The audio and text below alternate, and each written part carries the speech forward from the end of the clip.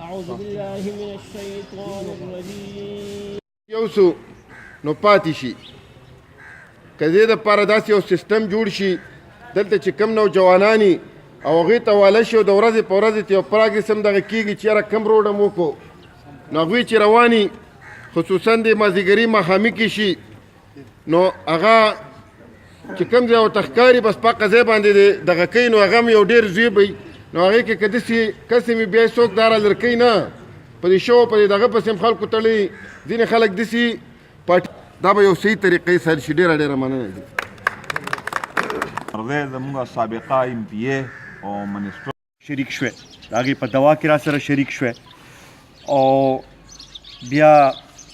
په دې میټینګ کې مې را سره شریک شوې نو په هغې باندې زه ستاسو ډېره شکریه ادا کوم. ما نه مخکې ارشد خان هم خبرې وکړې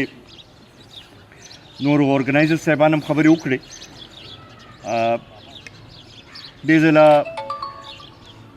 ملګرو چې کم طریقې سره کم اخلاص سره او کم مینې سره دا تیاری شروع کړې دی نو زما هم دا یقین دی چې انشاءالله په 14 تاریخ باندې دا برسي به یو تاریخي برسي به وي او دا به مونږ ثابتوو به چې داسې تاریخي جلسه چې ده هغه به د دې صوبې په تاریخ کې چتني شوې او انشاءالله دا د ملګرو کم اخلاص او کم مینه چې موږ وینو نو دې نه دا ښکاري چې دا به انشاءالله په دغه ورځ باندې به یو تاریخي پروګرام به کېږي به او د هغې نه به انشاءالله یو خپل سلسله به موږ شروع کوو به. مانه مخکې هم دلته کې خبرې وشوې بنیادي طور باندې تقریبا 5 میاشتې د حکومت تېرې شوې خو اوسه پورې پته نه لګي چې د هغې سمت کم یو دی ډایرکشن کم دی کم خواته دا ملک روان کړی دی او ښکاري داسې چې دا حکومت چې دی د کار شروع کول نه مخکې چې دی فیل شوی دی د دې څه دغه هغه شانتې ښکاري نه چې یاره دوی سره څه پروګرام هغه لحاظ سره شته او که موږ ګورو نو رس ته رضه که هغه معیشت دی که هغه خارجه پالیسی ده که هغه داخله پالیسی ده ټول هر یو شي کې د دې ناکامي ښکاري لګیا ده او خاص کر بیا دا کم ګراني کې چې کومه اضافه وشوه نو زما خیال دی چې دا یو تاریخ دغه دی خو دې طرف ته دغه کول غواړي چې مونږ خو هر څه په د مرکزي حکومت باندې خبره کوو زمونږ د خپلې صوبې کې خو زما خیال حکومت نومې شی ښکاري هم نه پته هم نه لګي چې موجود دی او که نه دی موجود ځکه چې اوسه پورې د دې صوبایي حکومت په دغه باندې مونږ پوه نه شو چې دوی څه وکړل نو څه کم طرف ته دا شی روان کړی دی 15 کاله مخکې هم دوی په دې صوبې کې حکومت تېر کړو دا د اوس هم دغه نه ترقیاتي عمل ښکاري یو پیښور کې هغه بي آر ټي دغه دی د هغې په سر خپې باندې مونږ اوسه پورې پوه نه شو چې کله راته 57 ارب یادوي او کله راته 60 ارب یادوي او کله راته 80 ارب یادوي او بیا چې دویمه ورځ سهار راپاسو نو وایي چې یاره 60 اربه یې نور قرضه واخیستله د هغې لپاره نو اوسه پورې د هغې باندې مونږ پوه نه شو چې کم طرف ته یې دا شی روان کړی دی نو دا به مونږ ثابتوو په دغه ورځ باندې چې د 14 تاریخ باندې چې خپل د قوت مظاهره وکړو چې دا هم خلکو ته وښیو ځکه چې دوی په پنجاب کې او نور ځایونو کې امدا دغه مثال ورکوي چې یاره خیبر پښتونخوا کې وایي مونږ ډېر لوی تبدیلي راوستلې ده نو مونږ ورته د خیبر پښتونخوا نه دا د ټول ملک نه دا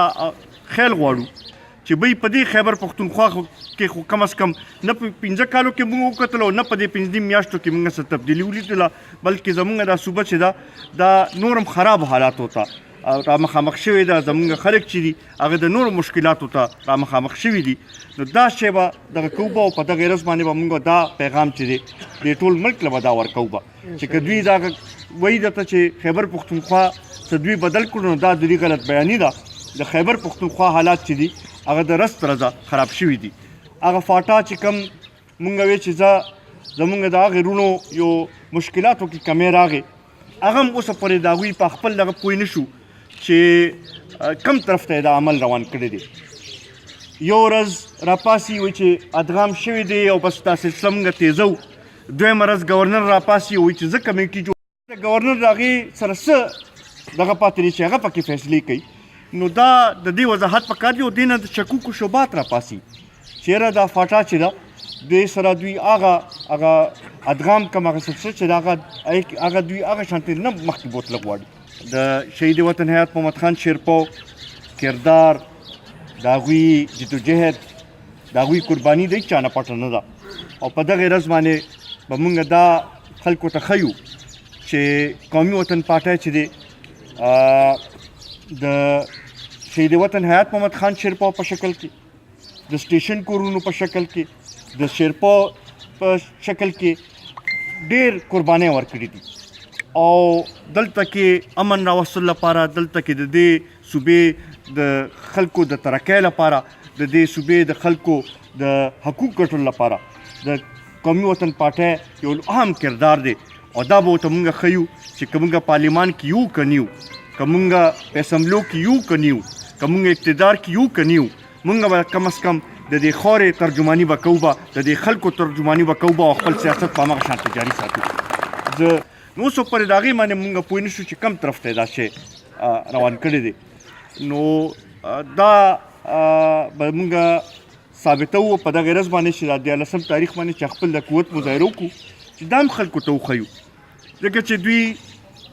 په پنجاب کې او نور ځایونو کې امدا دغه مثال ورکوي چې یاره خیبر پښتونخوا کې وایي مونږ ډېر لوی تبدیلي راوستلې ده